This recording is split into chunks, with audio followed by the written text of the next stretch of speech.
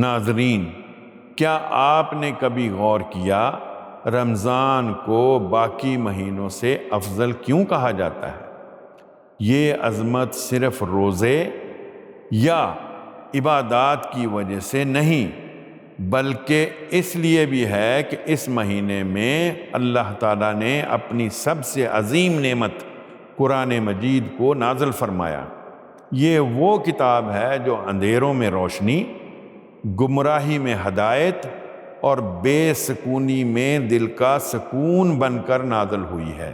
اللہ تعالیٰ فرماتے ہیں رمضان وہ مہینہ ہے جس میں قرآن مجید نازل کیا گیا، جو انسانیت کے لیے ہدایت اور حق و باطل کے درمیان فرق کرنے والا ہے۔ ناظرین، قرآن مجید صرف ایک کتاب نہیں بلکہ یہ اللہ کا پیغام ہے جو سیدھا ہمارے دلوں تک پہنچتا ہے۔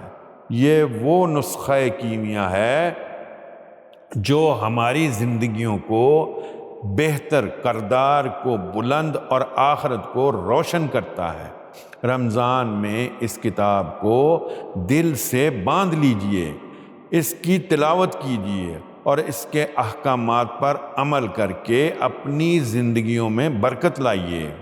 رسول اللہ صلی اللہ علیہ وسلم نے فرمایا، تم میں سے بہتر وہ شخص ہے جو قرآن سیکھے اور دوسروں کو سکھائے۔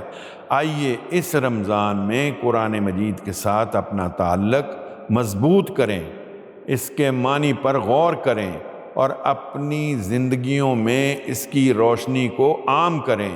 یہ کتاب ہماری دنیا اور آخرت دونوں کی کامیابی کا ذریعہ ہے۔